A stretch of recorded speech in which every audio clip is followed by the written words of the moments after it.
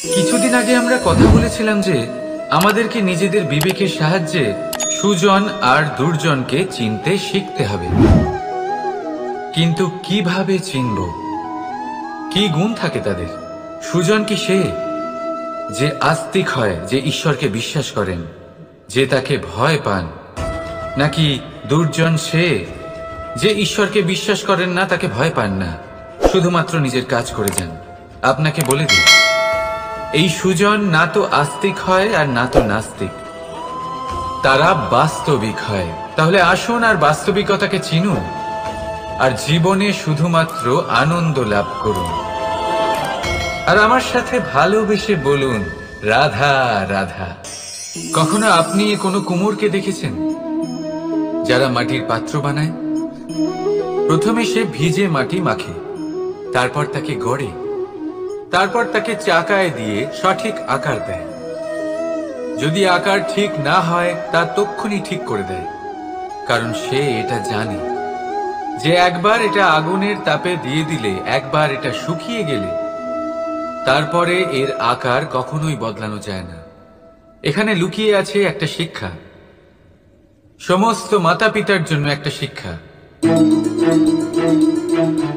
মাতা পিতাও তো এরকমই হন, তাদের নিজেদের সন্তানকে সঠিক সময় মতো শ্রেষ্ঠ শিক্ষা দেওয়া উচিত।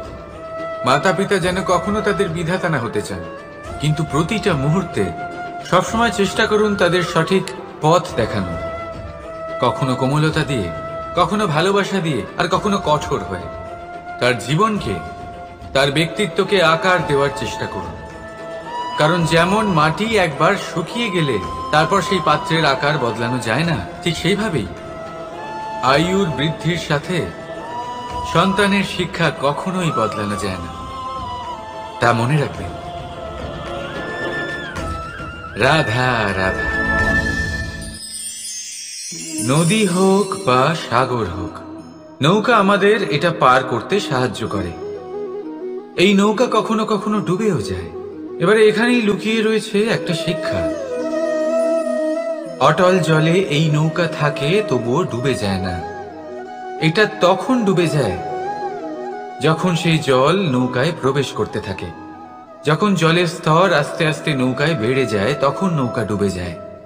এবার এটা আমাদের সাথেও হয়। বাইরের সমস্ত সমস্যা, সমস্ত বিপদ, সমস্ত সংকট, সমস্ত দুঃখ, এই সব আমাদের ততক্ষণ ভাঙতে পারে না যতক্ষণ না আমরা এদের আমাদের অন্তরে প্রবেশ করতে দিই। একবার এরা প্রবেশ করে গেলে আমরা ভেঙে গড়িয়ে যাব, ডুবে যাব। এই মনে আগেই প্রেম আর বিশ্বাস ভরে ফেলুন। জীবনে যত বড় বিপদই আসুক না কেন, আপনাকে কখনো ভাঙতে পারবে না। রাধা রাধা। হাতের কত রকম রূপ হয়। কিছু স্নেহের সাথে আপনাকে স্পর্শ করে, তো কিছু প্রহার হিসেবে বর্ষিত হয়। কিছু বন্ধুত্বের নামে আপনার দিকে অগ্রসর হয়, তো কিছু শত্রুতার দিকে আপনাকে টেনে নিয়ে যায়। কিন্তু কখনো ভেবে দেখেছেন যে কোন হাত বেশি মূল্যবান? যখন আপনি সফল, যখন আপনি ভালো কাজ করেন, তখন কিছু হাত আপনার জন্য করতালি দেয়। আর কিছু হাত এমন হয় যা আপনার কাঁধ স্পর্শ করে যখন আপনি জীবনে সব থেকে অসফল হন, যখন আপনি ভেঙে পড়েন।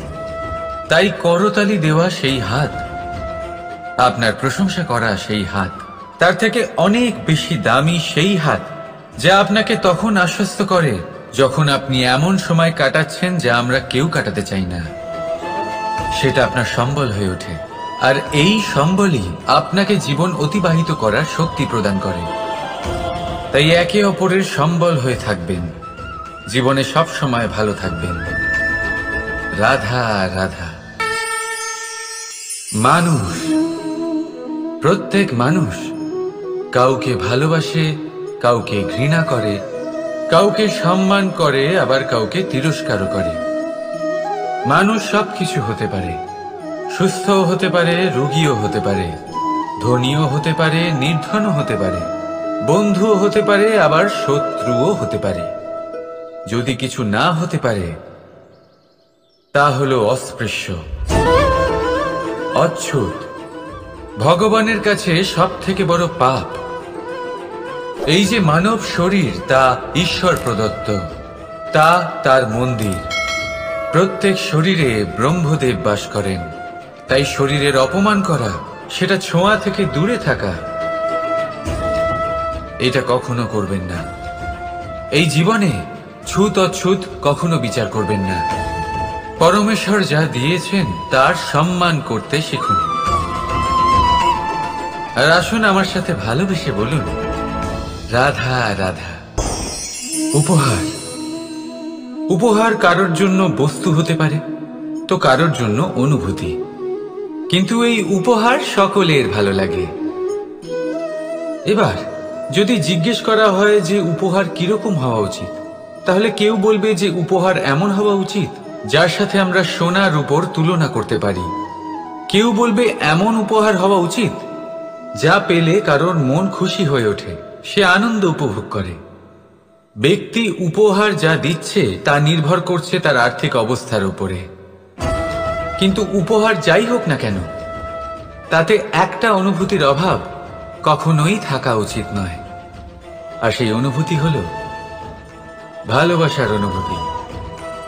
তাই মনে রাখবেন, ভালোবাসার থেকে বড় উপহার আর কিছুই নেই। আর যদি ভালোবাসার এই উপহার আপনি লাভ করেন, তার থেকে বড় আর কোনো সম্মান নেই। রাধা রাধা।